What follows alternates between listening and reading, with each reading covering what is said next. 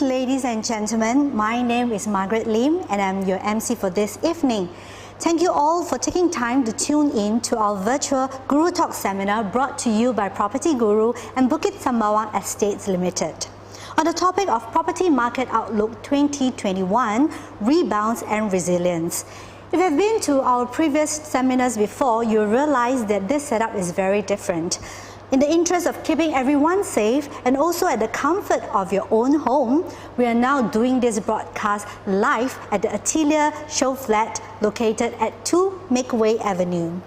This evening, we've invited highly respected industry individuals to share key information and to offer expert insights on the prediction on what to expect for Singapore property market in 2021. They will also be sharing their views on freehold tenure properties, which are rare and mostly found in prime districts. So before I introduce to you our speaker, I would like to bring your attention to our QR code at the bottom of the screen. For those of you tuning in and would like to know more about the Atelier, please feel free to scan the QR code and make a viewing appointment, as all our viewing appointments are strictly by appointments. So without further ado, let's kickstart tonight's fireside chat broadcasting live at the Atelier showflat. Good evening, Singapore. Thanks for registering for this webinar. This is a live streaming event from the Atelier Show Gallery. Do make yourself comfortable, whether you are having dinner with your loved ones or chilling out with a glass of wine. My name is Tan T. Khoon, PropertyGuru Singapore's country manager, and with me in conversation this evening is Winston Lee. I call him Win affectionately. That is a very auspicious name this year. He is my esteemed colleague and PropertyGuru's Director for Special Projects. There is a secret I will disclose to you about Winston, and that he is a serial property investor. I was toggling between using the word serious or Syria, and I thought Syria was more fitting, Win, because you have multiple investments both locally and overseas. Would you like to say a few words of greetings, Win, to our live audience? Thank you, TK. First of all, I'm very happy to be here to share with the audience here some perspective as well as data from a property investor point of view, and appreciate this opportunity to be here. I'll hand back to TK. Thanks, Win. We will be discussing the Singapore property market in a moment, the rebound and resilience you are observing since 2020. So let me kick off by looking back at 2020. The last 2 quarters in 2020 saw a vibrancy in the residential property market that went beyond what was initially described as pent-up demand. New home sales closed the year just a tad below 10,000 units. Secondary market sales soared 20% year on year to close around 11,000 units in 2020 as compared to around 9,000 units in 2019. HDB sales also spiked 4.4% as compared to 2019, and this was an 8-year high. Prices in private residential market rose by 2.5%, while HDB rose by 5%. PropertyGuru's Property Market Index indicated a gradual but progressive growth from 109 points in the first quarter 2020 to 113 points in the fourth quarter 2020. Also, PropertyGuru Supply Index showed a corresponding decline from 282 points in the second quarter 2020 during circuit breaker period to 135 points at the end of the year. The supply index shows that the number of property listings on PropertyGuru's portal had declined, demonstrating a healthy take-up rate of properties in the last 2 quarters of 2020. All these despite the pandemic and Singapore facing her worst recession in 55 years. Well, there are a few key factors contributing to a strong residential market in 2020. And let me just share a few. Firstly, the government pandemic aid of $100 billion was the cornerstone of bolstering the economy and keeping business afloat. Secondly, unprecedented number of 50,000 minimum occupation period, in short we call it MOP, for HDB dwellers both in 2020 and 2021 who formed the pool of upgraders for the new launches, especially in the outside central region and the rest of central region. The third is accessibility to affordable credit in an all-time low mortgage interest rate environment of 1.3 to 1.5%. It is believed that such low interest rates will likely persist till 2023. Though property financing is a long-term commitment, there is confidence that Singapore would recover stronger, better, and faster than other countries due to her pandemic controls and availability of vaccine to all those eligible in the population by the third quarter this year. So even if interest rates start to climb, the economy and overall business sentiment should do well by then. One academic dawn I had the opportunity to interact with even opined that some of the collective sale money between 2016 to 2018 found their way back to the new launches and secondary market sales in 2020. So these are factors which in my view contributed to the strong burst of transactions in the market. And that brings us to our property price index, which appeared to have defied the pandemic, isn't it, Win? Yes. So on this note, as an investor, I look at data and trend because that helps us to understand the story and the picture. So if you notice here from the graph, 2020 Q1, we take a hit in terms of the property price index. So how do we derive this property price index? It's basically derived based on the average asking price of the properties across the PropertyGuru portal. So what we do notice here is in 2020 Q2, there is a rebound in terms of the average asking price across the portal. And this rebound has managed to sustain all the way from Q2, Q3, and Q4. So in short, what we can interpret out of this graph is that as far as sentiments is concerned, the rebound has happened as early as Q2 last year in 2020. And I believe most of you would have remembered some of the stories that you have heard whereby after the phase 2 of the circuit breaker, we have property buyers who are able to commit to a purchase of property without even physical viewing. They do that through virtual viewing, Zoom viewing. So I think what we see here in the sentiments, it reflects what's happening on the ground. Yeah, Win, this phenomenon did not cease after the second quarter 2020. In fact, the next couple of quarters saw the property price index climbing as well. But why is it that home sales volume only showed increase in the third quarter, as in July's home sales actually doubled that of June 2020? If you look at the graph reflected here in terms of the transaction volume, TK, you're right. We do notice a very strong rebound in the transaction volume in July 2020, which is Q3. To answer your question, why is the volume rebound a lag compared to the rebound in the sentiments? I think the reason is very simple. First of all, there is a gestation period for a person willing to buy a property, because buying a property is a high involvement activity. It's not like buying a pair of shoes, not a decision that someone can make overnight or even over a week. I would say on average, the gestation period takes anywhere between 1 month to 3 months.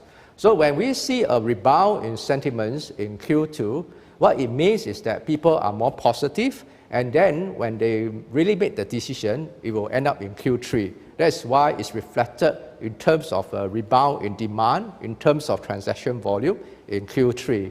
On top of that, we also understand there's a legal process to buy a property. Even today, if a buyer wants to buy a property, let's say in the month of May, it doesn't mean that the transaction will take immediate effect. There is an option period, exercise option period, and a final completion period, which on average take anywhere between 3 to 4 months.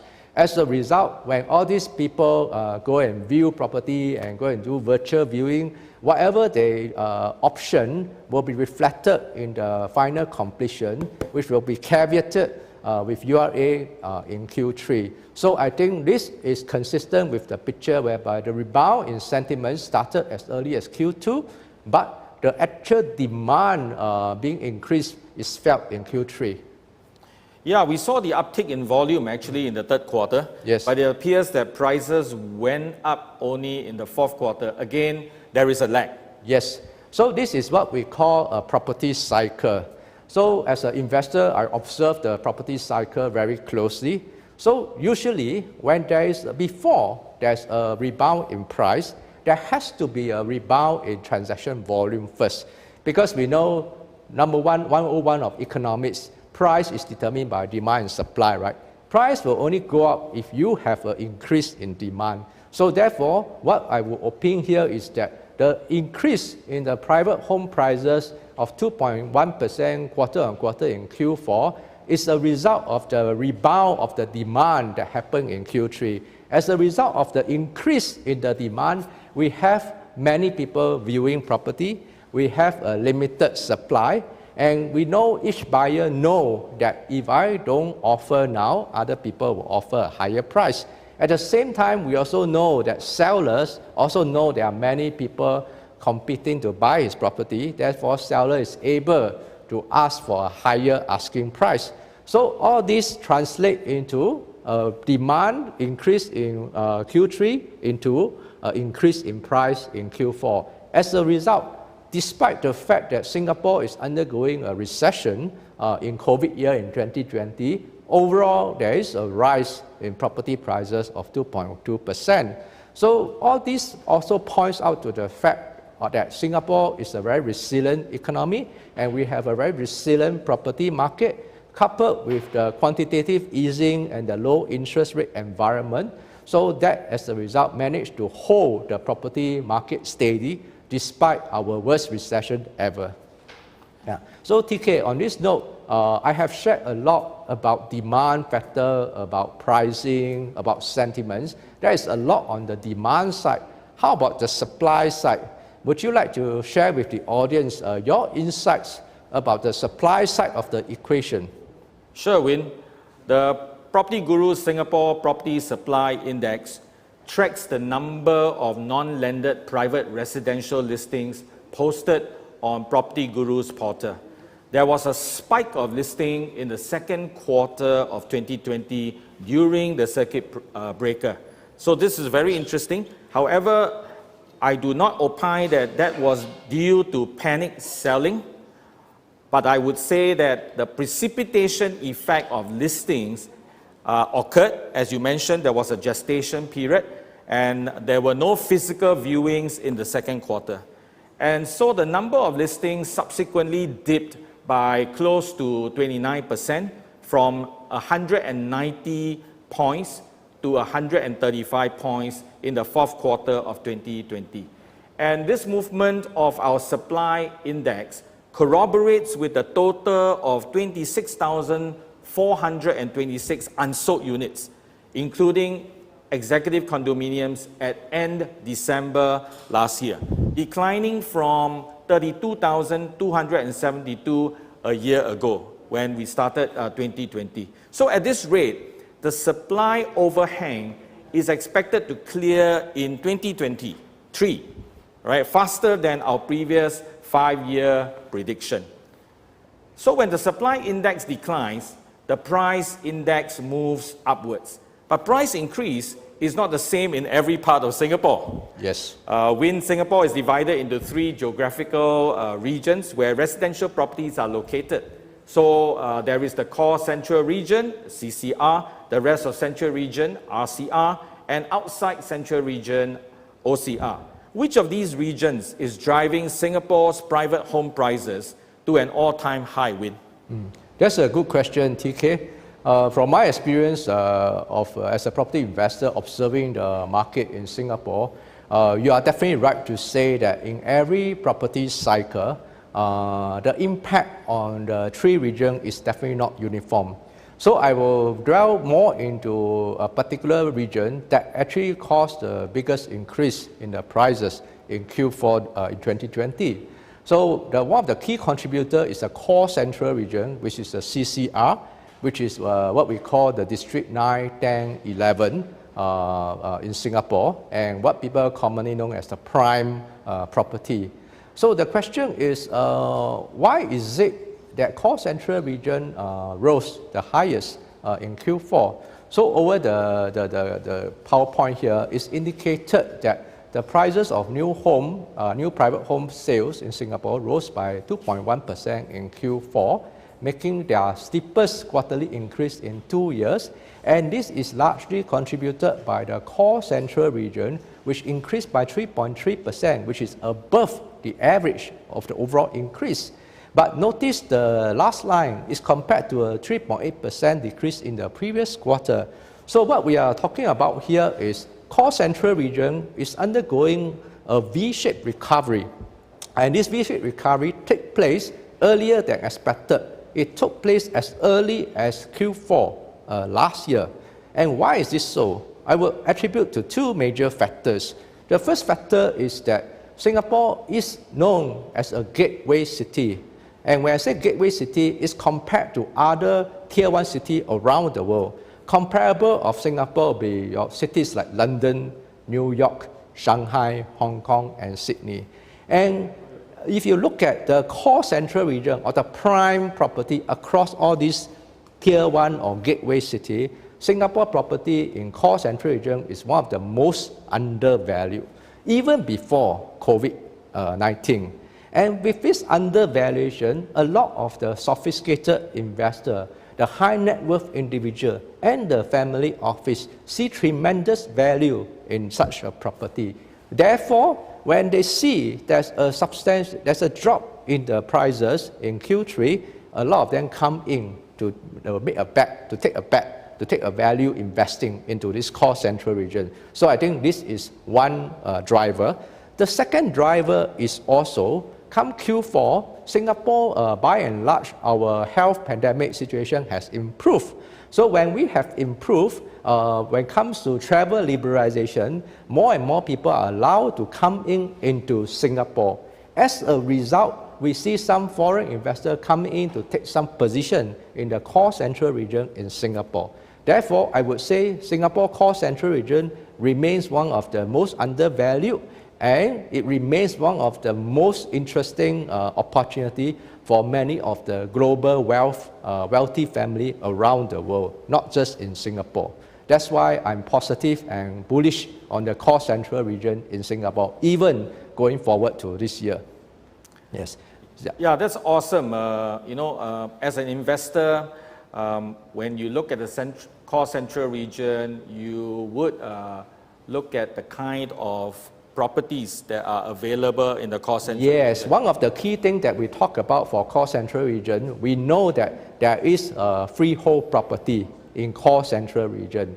And freehold property is not something that is easily available in many parts of Singapore. Then TK, based on your experience, what is your perspective of freehold property? For me, when freehold tenure properties are rare. In land-scarce Singapore, it is a valuable asset, mostly found in prime districts like District 9. Freehold properties actually command a 10 to 15% premium above similar leasehold properties. I still remember my undergraduate days when I first learned the legal concept of estate fee simple, the real estate term for freehold. So a property owner of a fee simple in land owns the property indefinitely, and the property can be transferred to his successors as well. As such, a freehold home goes beyond our lifetime. It is also about passing our legacy to our children. It is a way of ensuring that future generations have a home secure.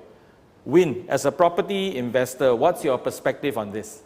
Yes, definitely I would think that, of course, in the market there are different segments of investors or buyers, but I would think that there's this group of what we call sophisticated investor, people who have the wealth in their hands already. When they go for freehold property, their perspective is going for wealth preservation. They are not going for a quick flip or a short-term profit. And when we talk about wealth preservation, they are talking about preserving the wealth for not only for themselves, but for their next generation and their future generation. So, and most of these high net worth individual and sophisticated investor, they definitely look at freehold as a key instrument to preserve their wealth, and also a key instrument to transfer their wealth to the next generation. So therefore, I am of the opinion that freehold property would be popular among this category of investor. And I think we have talked about freehold, we have talked about core central region. I think one of the key interesting aspects is we know that one of the most famous districts in the core central region is District 9, which is our famous Orchard Road, Newton, and all these places. So my question to you is, TK, we know in District 9 what is famous is a famous shopping belt. It's famous for shopping. It's also famous for dining, where you can get all the fancy restaurant and all the Michelin star there. But there's another thing that is known in District 9, but not so much popularly talked about yet, which is health and wellness. So TK, I know you have done some studies into this area of health and wellness. What is your perspective about the health and wellness quotient in the light of District 9? Yeah, Win, you are right to point out that District 9 is popularly known as a shopping belt of Singapore. And another aspect of District 9 is that top-notch medical facilities in the form of specialist clinics and wellness hubs prevail. And at one time, it supported medical tourism. Of course, given the current travel restrictions due to the pandemic, medical tourism has taken a back seat. Now, this proximity to healthcare facilities is vital, as Singapore places tremendous emphasis on living well, and property seekers who are health conscious would choose their habitats near wellness hubs as well. So freehold is about legacy, as we already pointed out, and healthcare is about wellness. Yeah, you are right that there is much literature and analysis which suggests that home buyers put a high value on attributes such as proximity to lifestyle and healthcare amenities. And just to give you an example, even green spaces, for example, was found to have a premium of 3 to 5%. So this particular movement of wellness is all the more driven by the fact that there is an exponential growth in the graying population in mega cities, and the higher medical costs, which then contributes to the wellness movement. So the attributes of the home have a strong bearing on the wellness of the residents. According to the Ministry of Manpower, Singaporeans work 44.7 hours in a week, and that translates to about 8.9 hours per day in a 5-day work week. Hence, choosing the right neighborhood and environment will significantly improve the well-being of the dwellers. Just one more research or some facts about wellness that I would like to share. There are actually many facets to wellness which buyers could consider when making their home purchase. And the multiple dimensions of wellness developed by Dr. Bill Atelier, co-founder of the National Wellness Institute, offers a single interdependent model to guide us on how we can optimize our wellness in purchasing a home, particularly in District 9. So let me just share a few. Occupational wellness is finding wellness where you work. And so proximity to the workplace, to the place of business, a reduction of commuting time from home to the place of business or to work would be crucial. Physical wellness, and that's finding wellness in your workouts. All right, so nearness to fitness centers, to gyms, would be very important as well to enhance physical wellness. And then, of course, there is the psychological wellness, the emotional wellness, the experience of the living environment, both internally and externally, to instill calmness will play a key role in psychological wellness. And, intellectual wellness. This is a very important area, right, for parents, for children, and for those who want to pursue higher studies. And this is about learning well. Accessibility to libraries, to learning institutions, to schools, for that matter. Wow, TK. I think so far we have talked about many factors that property buyers should consider when buying a property. In the beginning, we talked about timing being important. We talk about market being important. We talk about demand factor, supply factor, and then later on we go on to talk about lifestyle, and now we are talking about wellness. So it's really not easy to find a location that check all the boxes, right, TK? Yeah, indeed, Win. Not every location is able to satisfy multiple needs of capital appreciation, rentability, legacy, and wellness. Prime locations like District 9 do give property seekers that value for the long term. And that's where PropertyGuru is here to help property seekers in their property search journey so that they can make informed and confident decisions in their property purchases. We trust that this webinar has been beneficial to you, and the insights you could have garnered during this fireside chat together with Win will enable you in your property investment. We look forward to seeing you soon. Over to our MC, Margaret. Thank you, Dr. Tan and Mr. Winston, for such an informative session. We will now move on to the second part of the Guru Talk, which we will share on today's showcase project and also a sneak peek of this 3-bedroom showroom. For the ones who dance to a different rhythm and who never settle, and for those who simply refuse to accept the ordinary and wear their individualities on their sleeves, there now exists a residence that is a natural extension of all those values, a bold new interpretation for what luxury should be. The Atelier, a new launch development by Bukit Sembawang Estates Limited, is a rare freehold residential property located in Prime District 9, Newton. This is just next to Orchard Road and the CBD. Within walking distance to Newton MRT station, it is also within 1 kilometer to prestigious schools like ACS Barker, ACS Junior and SJI Junior. Featuring 120 units, all fully fitted with the smart home systems, with full condo facilities over 3 landscape decks that meets the needs of the hybrid work arrangements and recreational.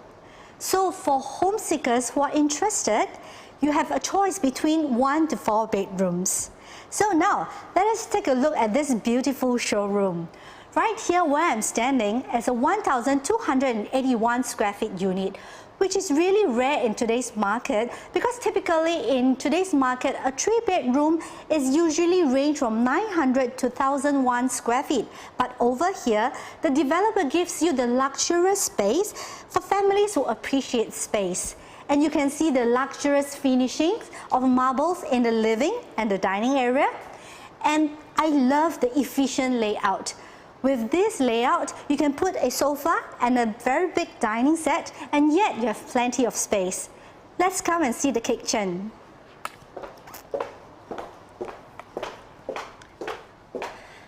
This open kitchen is beautiful.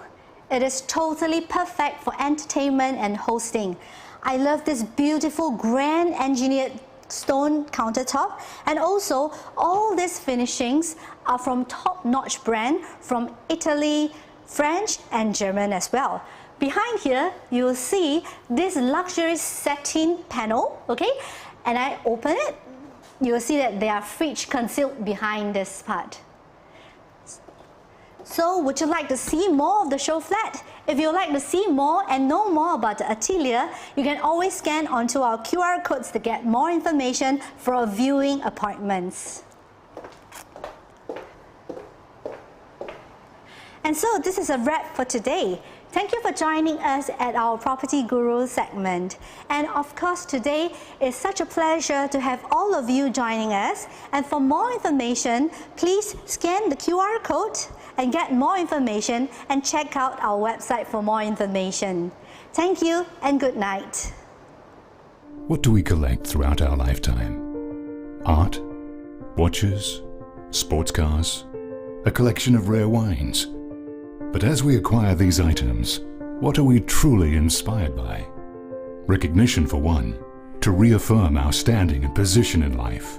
Where we are, after all, says a lot about who we are. Experiences, because life is all about the moments you never forget. Legacies, for what we acquire and pass for generations, like investing in a home for them, being close to where the best schools are. Our relationships with the ones that matter most, creating a life together that's above the rest and connected in every sense. The Atelier, a single definitive tower, 120 freehold exclusive residences, where independence isn't just a state of mind, it's home.